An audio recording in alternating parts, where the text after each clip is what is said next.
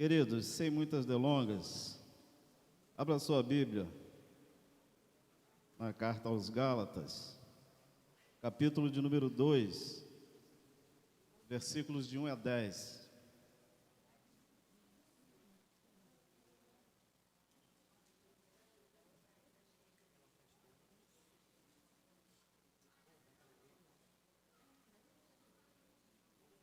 Se você puder se colocar de pé, em reverência à palavra.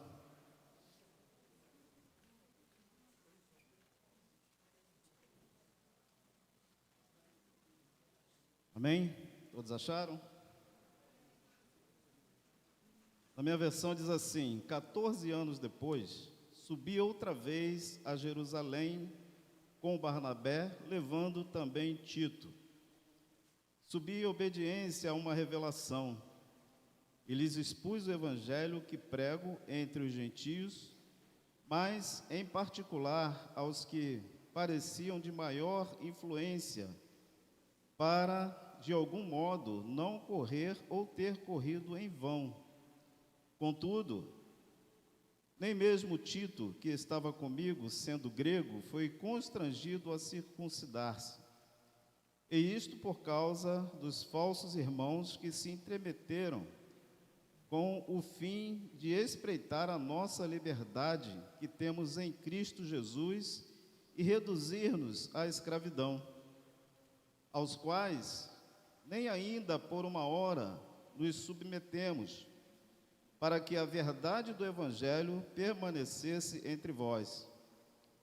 E quanto àqueles que pareciam ser de maior influência, quais tenham sido outrora, não me interessa. Deus não aceita a aparência do homem. Esses, digo, que me pareciam ser alguma coisa, nada me acrescentaram. Antes, pelo contrário, quando viram que o evangelho da incircuncisão me fora confiado, como a Pedro o da circuncisão, pois aquele que operou eficazmente em Pedro para o apostolado da circuncisão, também operou eficazmente em mim para com os gentios. E quando conheceram a graça que me foi dada, Tiago, Cefas e João, que eram reputados colunas, me estenderam a mim e a Barnabé a destra de comunhão, a fim de que nós fôssemos para os gentios e eles para a circuncisão. Versículo 10.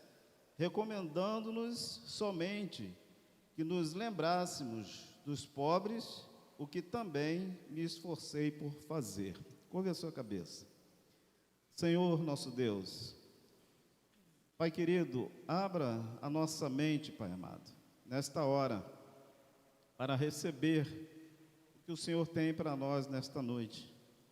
Eu me coloco, Deus, à tua inteira disposição neste momento, Senhor, para ser usado como um instrumento em tuas mãos. Assim eu te oro e te agradeço em nome de Jesus. Amém. Podeis sentar, amados. Queridos, eu creio que, se não todos aqui, a maioria já ouviu a frase que diz: todos os caminhos levam a Deus. E era isso que regia o ecumenismo. O ecumenismo é o culto a vários deuses. E essa também era a máxima dos judaizantes, aqueles que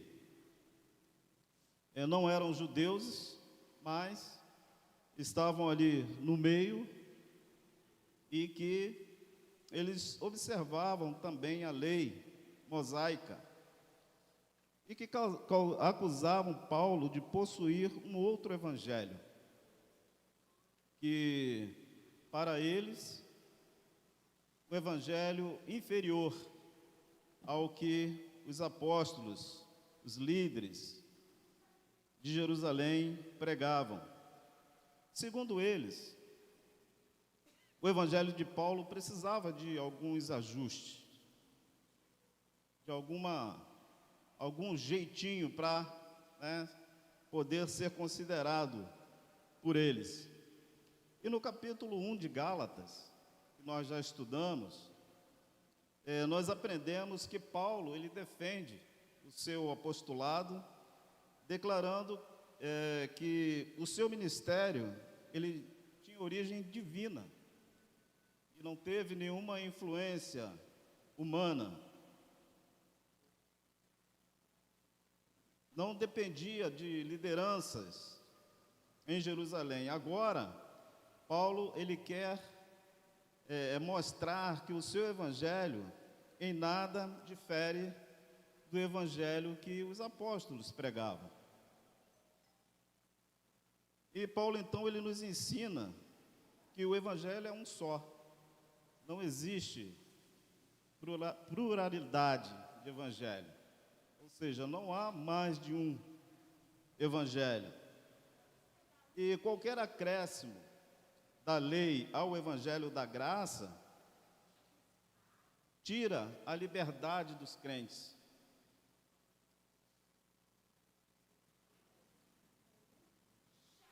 E com isso, reduzem os crentes à escravidão.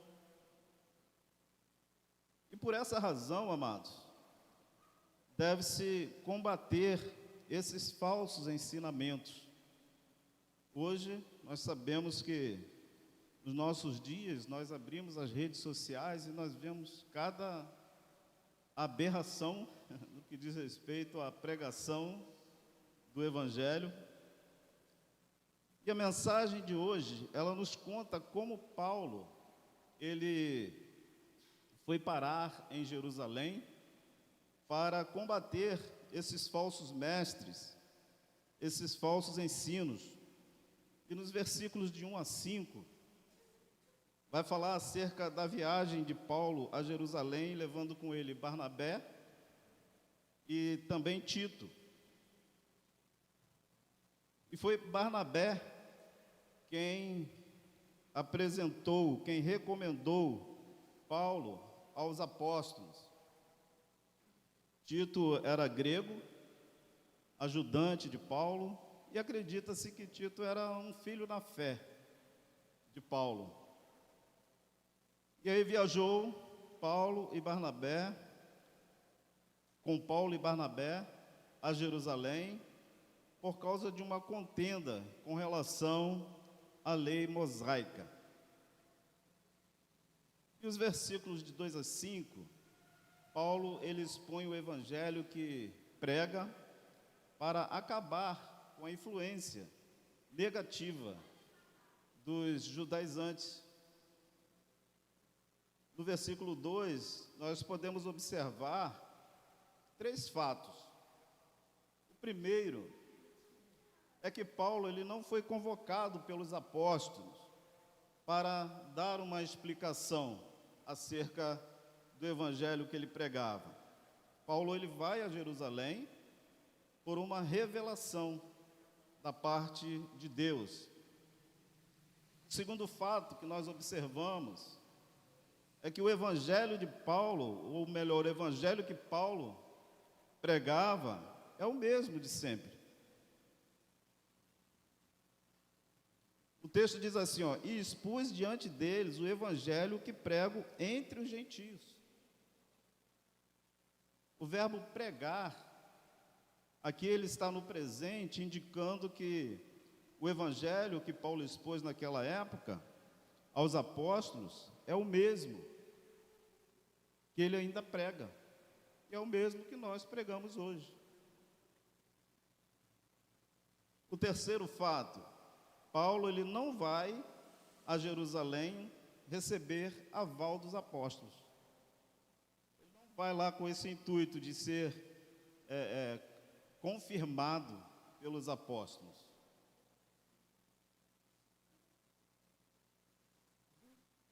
O texto diz assim, ó, e fazendo, porém, em particular, aos que pareciam mais influentes, aqui ele está se referindo aos apóstolos, para não correr ou ter corrido inutilmente. Os mais influentes aqui, conforme sugere o contexto, refere-se a Tiago, Pedro e João. Com a expressão não correr ou ter corrido inutilmente, Paulo, ele estava se referindo a acabar com a influência dos judaizantes nas igrejas gentias, porque eles se diziam enviados dos apóstolos. E aí nós vamos ver que Tito acompanhou a Paulo nesta viagem, mas, apesar de Tito ser grego, ele não foi constrangido a ser circuncidado. O fato de Paulo ter levado Tito a Jerusalém sem circuncidá-lo é para quê? É para mostrar que o aspecto que mais importa não é legal, ou melhor, não depende da lei, porque esse aspecto legal que fala acerca da circuncisão, ele acabou com a morte de Jesus na cruz. O versículo 4 diz que o legalismo ele deixa o crente sob vigilância da sua liberdade cristã e nos chama a atenção em 2 pontos. O primeiro ponto é a existência de falsos irmãos no meio da igreja. E o texto diz assim: essa questão foi levada porque alguns falsos irmãos infiltraram-se em nosso meio. Irmãos, a palavra de Deus vai dizer que o joio está no meio do trigo e cresce junto com o trigo. Vai dizer também que nem todos que dizem Senhor, Senhor herdarão o reino. E aí nós vamos ver que em nossos dias não é diferente, né? Os falsos irmãos estão aí, sempre existiu e sempre existirá. Pessoas que fingem ser crentes ou são enganadas quanto a isso. E eles estão por aí, né, no meio das igrejas. E assim como uma laranja estragada, ela compromete todo um saco, né? Um falso crente, ele pode apodrecer uma igreja.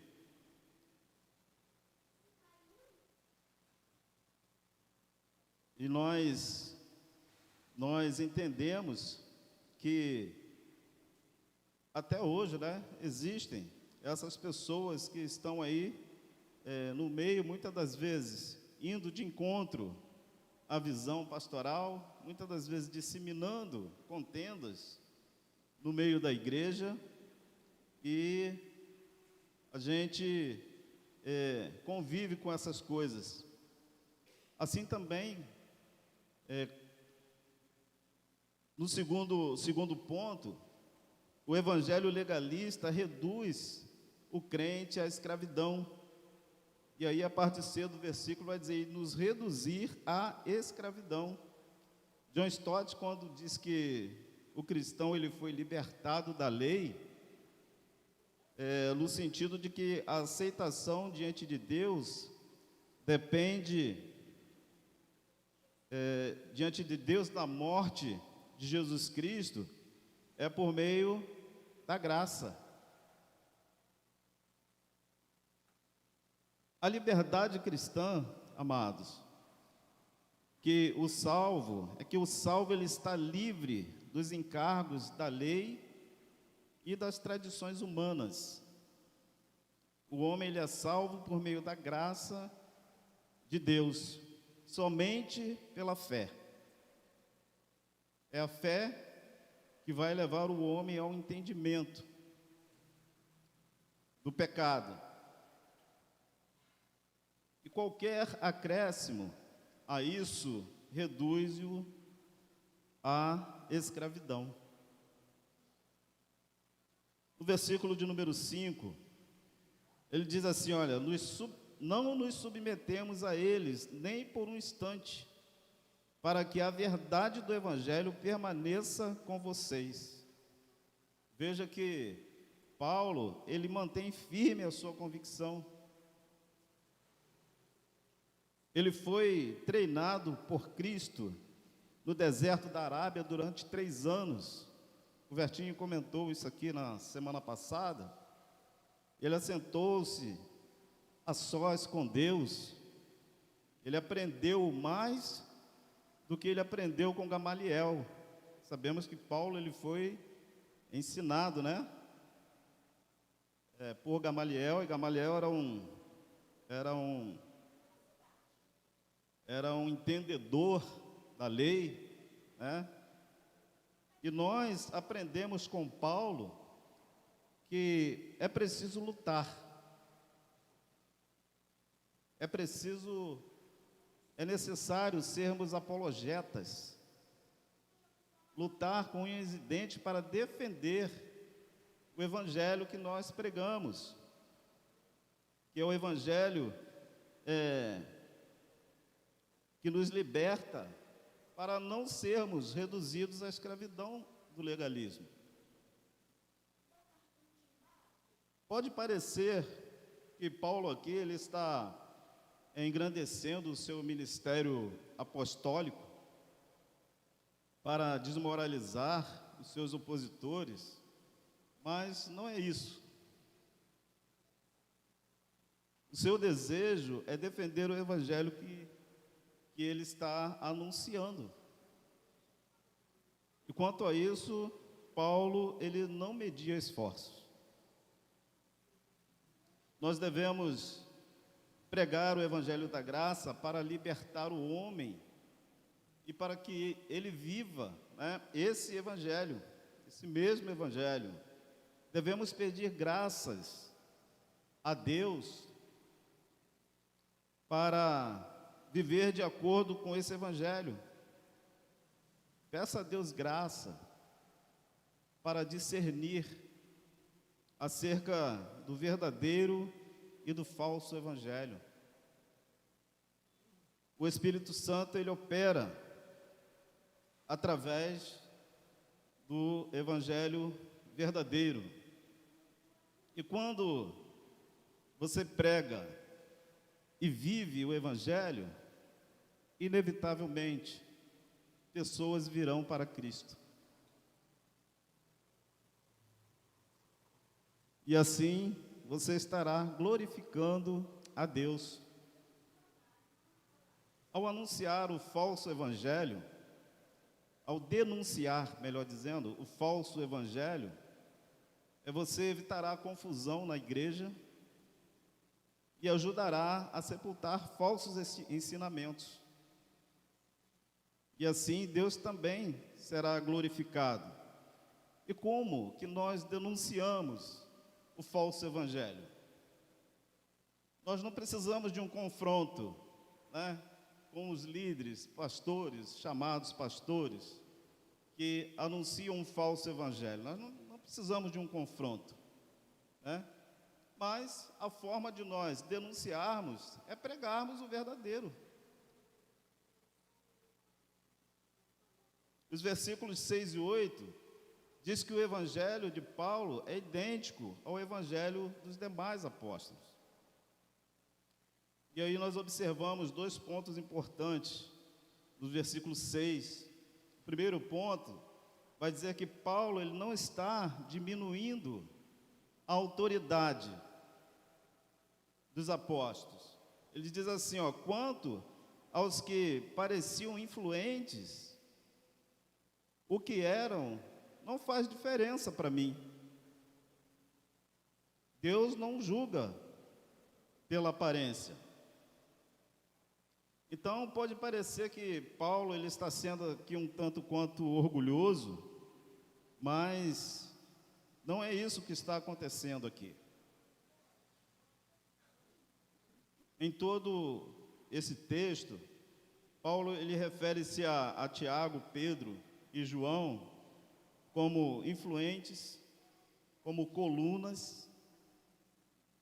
Contudo, ele não está menosprezando-os, visto que em Gálatas, no capítulo 1, versículo de número 17, ele os descreve como aqueles que já eram apóstolos antes dele. Então veja que ele tem uma certa consideração. E aí no versículo 9 diz que eles estenderam a mão direita em sinal de comunhão. Talvez Paulo refere-se a eles de maneira assim indireta, por conta da supervalorização que os judaizantes faziam acerca dos apóstolos, acerca de Pedro, Tiago e João. E além disso, eles poderiam dizer que esses apóstolos andaram diretamente com Jesus, eles presenciaram os milagres de Jesus, e Paulo não. Por isso eles achavam que o evangelho que Paulo pregava era inferior. Talvez por isso Paulo disse assim: o que eram então não faz diferença para mim.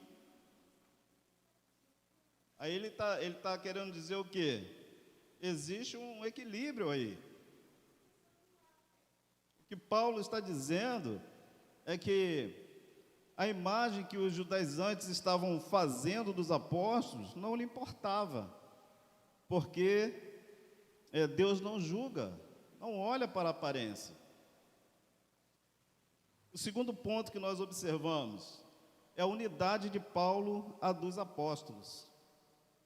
Ele diz assim, tais homens influentes não me acrescentam nada, ou seja, o evangelho que eu prego não difere do evangelho que eles pregam. Então nada me acrescenta. Isso significa, que os apóstolos não mudaram e nem acrescentaram nada ao evangelho que Paulo pregava.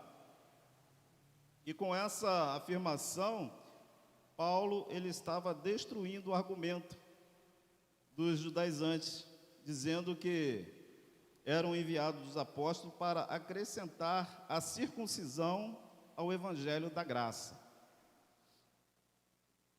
E aí, nos versículos 7 e 8, trata da eficácia da mensagem aos gentios, que é a mesma aos judeus.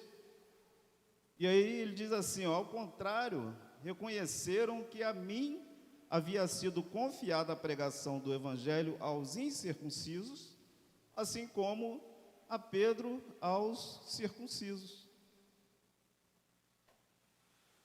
E aí nós podemos perceber que existe uma equivalência, entre Paulo e Pedro, nesses dois versículos. E a equivalência se dá em 2 pontos. O primeiro ponto vai falar acerca da equivalência ministerial entre Paulo e Pedro. A acusação dos judaizantes de que o ministério de Paulo era inferior ao ministério dos apóstolos cai por terra aqui. Assim como a pregação do evangelho para os judeus fora confiada a Pedro, a pregação do evangelho aos gentios fora confiada a Paulo. A palavra confiada, ela é digna de nota, porque significa ser colocado sob os cuidados. E quando Jesus chama Paulo para pregar o evangelho aos gentios, ele colocou a sua mensagem aos cuidados de Paulo. Portanto, a palavra de Paulo são as palavras de Jesus. E por isso era tão necessário que Paulo defendesse tão fortemente as suas credenciais. No domingo, pela manhã, quem esteve aqui, o pastor Wagner, irmão, né, do pastor Eliel, que pregou aqui no domingo, ele contou, né, um pouco da sua história, falou que era policial, e que a autoridade do policial é uma autoridade que ela é concedida, né, pelo governador. E é exatamente isso que acontece aqui. O Senhor Jesus confia a Paulo, né? Delibera a Paulo autoridade para pregar o Evangelho. E aí, quando você prega e vive o Evangelho, pessoas podem verdadeiramente vir a Cristo. E assim você vai estar, né, glorificando esse Deus que nos concede essa autoridade de falar da parte dele. O segundo é a equivalência entre Pedro e Paulo na eficácia do Evangelho. O texto diz assim, pois Deus, que operou por meio de Pedro como apóstolo aos circuncisos, também operou por meu intermédio para com os gentios. Veja que a palavra operou, ela tem um sentido de levar a efeito, ser eficaz. Perceba que o que era eficaz era a pregação, não era Pedro e nem era Paulo, era a pregação do Evangelho. E aí nós aprendemos com isso que a mensagem do Evangelho, ela é única, ela é imutável. Deus, ele opera eficazmente através da mensagem. Não importa quem prega, Deus honra a sua palavra. E eu quero aqui trazer uma breve ilustração que diz assim: encabeçando a lista dos melhores alimentos do mundo está o leite materno. Ele é único. O leite materno é grande fonte de energia, minerais e vitaminas. Nenhum alimento é capaz de proporcionar tantos bens ao ser humano quanto o leite materno. Há mães, no entanto, que não produzem leite.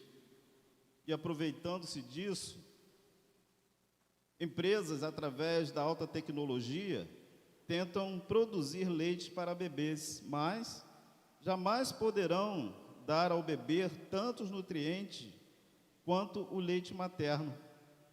Assim é o Evangelho. Ele é único. Não se deve alimentar o homem com alimentos inferiores. O Evangelho, ele tem a energia, os minerais e as vitaminas que as nossas almas precisam.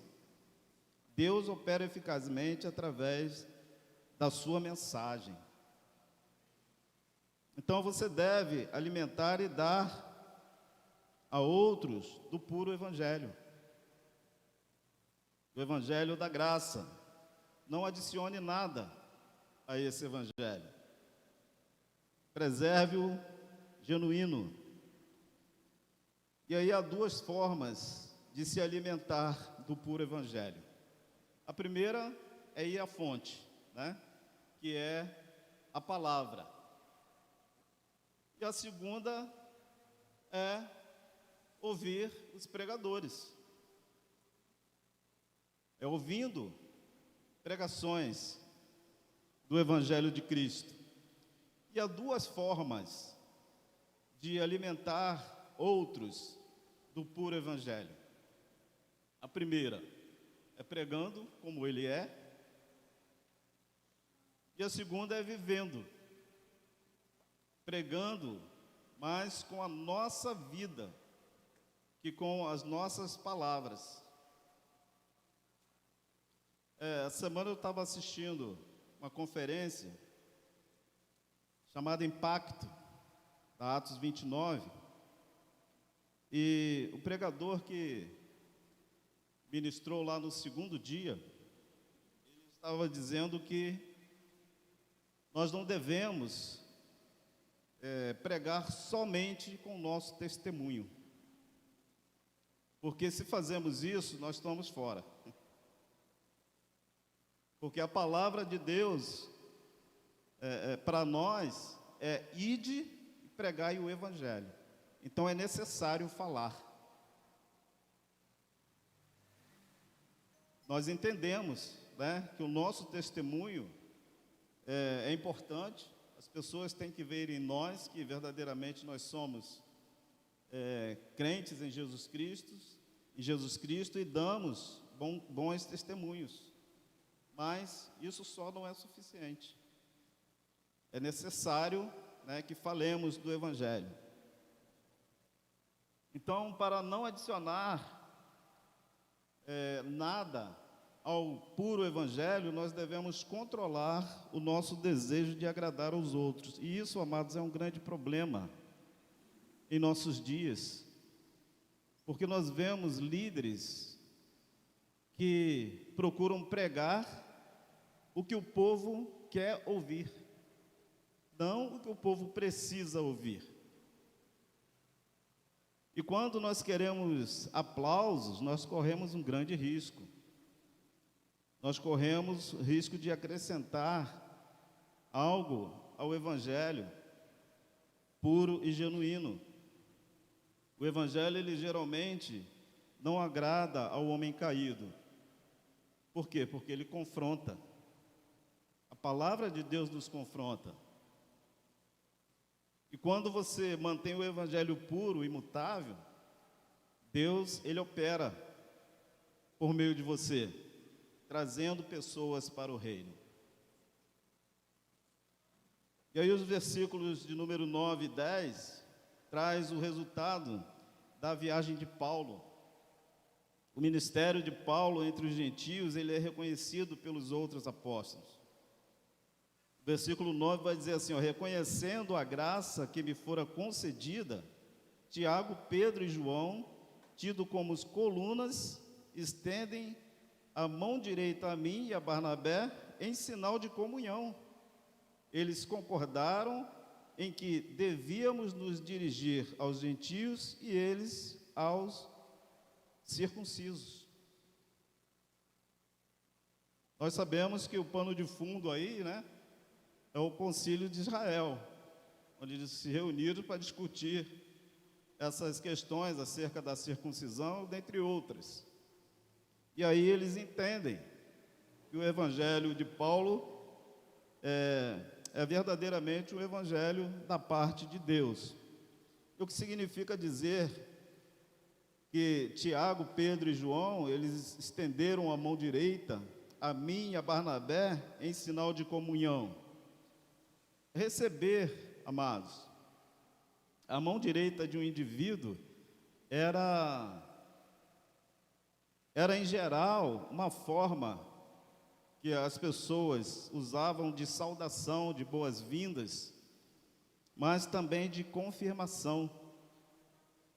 Nós lembramos que antigamente, né, quando as pessoas iam fechar negócio, né, apertavam a mão, confirmavam ali, né, e isso era coisa assim que firmavam verdadeiramente um pacto de que aquele negócio ia para frente.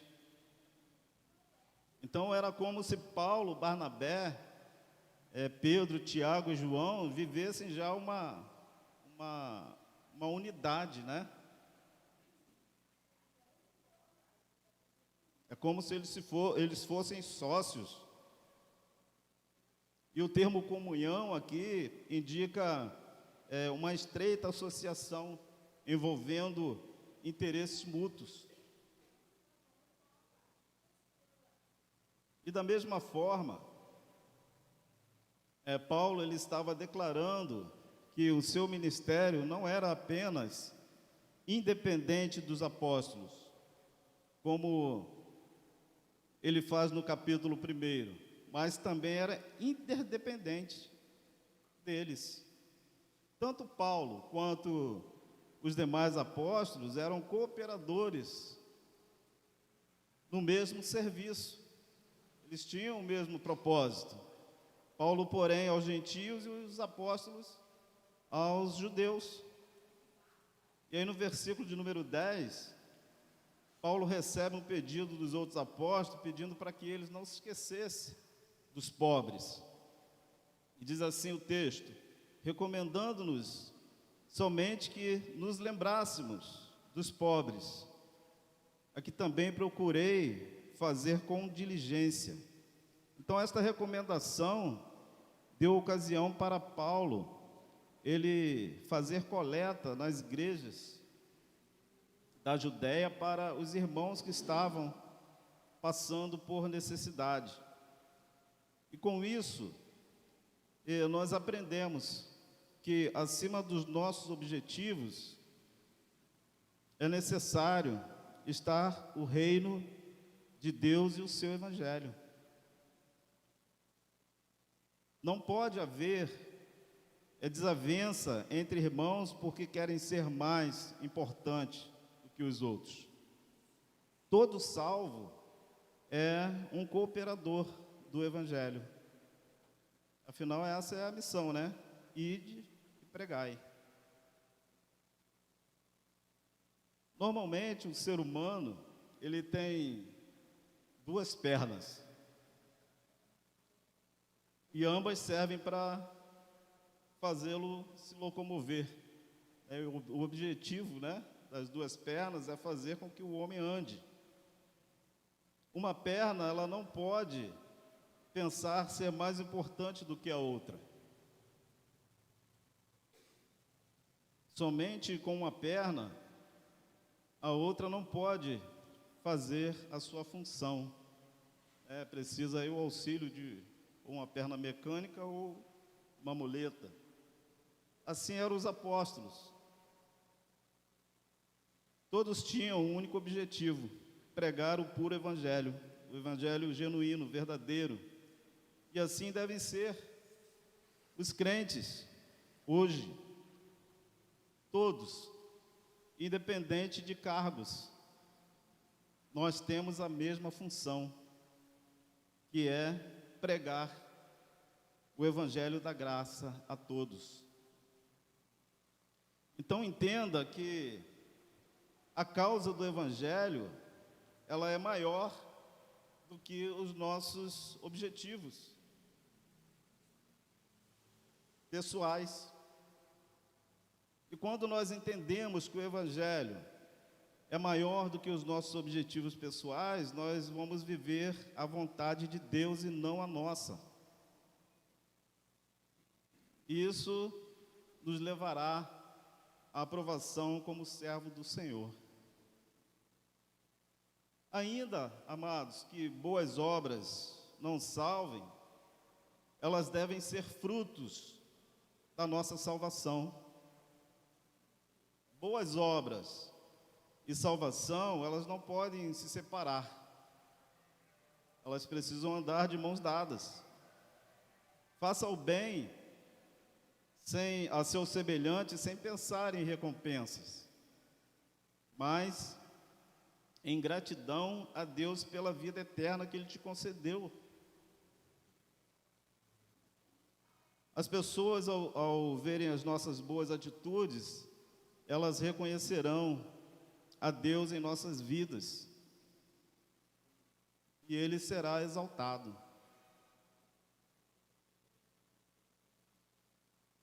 Conforme nós vimos, a ideia de que todos os caminhos levam a Deus, ela é falsa, é uma ideia falsa. E só há um caminho.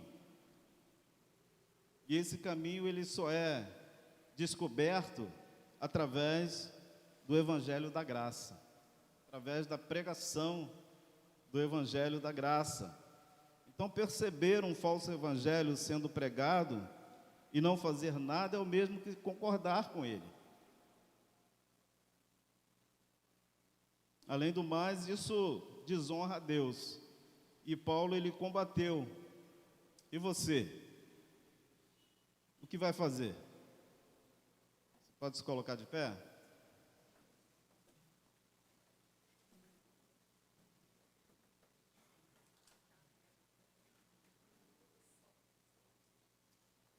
Amém, irmãos? Ainda refletindo sobre essa mensagem, o louvor já pode subir. Eu não sei se vocês já perceberam para onde essa série está nos levando. O Sebastião falou muito bem aqui, tanto na minha mensagem, na primeira, depois do Tiago, do Vertinho, agora do Sebastião.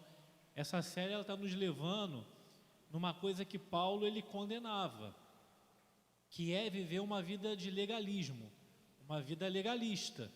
Então, pode ver, aqui o Sebastião falou muito bem no versículo 4, quando Paulo fala que falsos mestres, falsos irmãos se infiltraram no meio para espionar a liberdade que nós temos em Cristo. Ou seja, o que é viver uma vida de legalismo, gente? Viver uma vida de legalismo é viver uma vida, primeiro, de uma falsa mensagem, como o Sebastião falou muito bem aqui, ficarem tentando colocar várias coisas dentro da mensagem do Evangelho e não pregar o Evangelho simples. Mas viver uma vida legalista também é viver uma vida religiosa, uma vida de cumprimento de regras e mais regras, como que isso te trouxesse a salvação. E quando ele fala de liberdade, nós temos que entender que ele vai estar falando muito sobre isso. A questão da liberdade não é a gente estar livre para poder fazer tudo, mas nós estamos livres em Cristo de uma condenação que seria eterna, e isso não vai vir para a gente, essa liberdade, pelos nossos méritos ou pelas nossas obras. Então, o que Paulo até o final de Gálatas vai falar é basicamente isso, contra viver uma vida legalista. E viver uma vida legalista, às vezes, é a gente achar que a gente está no ministério e o que nós estamos fazendo está nos salvando. Ou a gente participa de tudo na igreja e o meu trabalho tem que ser reconhecido, como o Sebastião falou aqui, que muita gente quer ser reconhecida, mas nós não estamos aqui para ser reconhecido, e se não for reconhecido, eu vou ficar frustrado com a igreja e sair da igreja porque o pastor não me elogiou. Então, nós vamos ver que Paulo, durante Gálatas, vai trabalhar muito contra o legalismo. E a gente às vezes acha que não, gente. Nós vivemos muitos legalismos dentro da igreja. Com mensagens, às vezes a gente fala assim, poxa, mas a nossa igreja às vezes não fala muito sobre isso, não tem aqui um encontro para quebrar alguma coisa ou para eu ter uma vitória. A gente fica então começando a viver uma vida legalista, eu só quero estar na igreja para receber alguma bênção. E não é sobre isso o Evangelho. Nós vamos ver semana que vem, por conta dessa luta de Paulo contra o legalismo, semana que vem, Paulo e Pedro vão brigar. Paulo vai brigar com Pedro. O texto vai falar que ele vai ter encontro com Pedro face a face, ou seja, porque Pedro teve uma atitude legalista. E às vezes nós estamos vivendo a nossa caminhada a vida toda tendo atitudes somente legalistas. E em vez de viver uma vida de liberdade em Cristo, como ele fala no versículo 4, nós estamos vivendo uma vida de escravidão.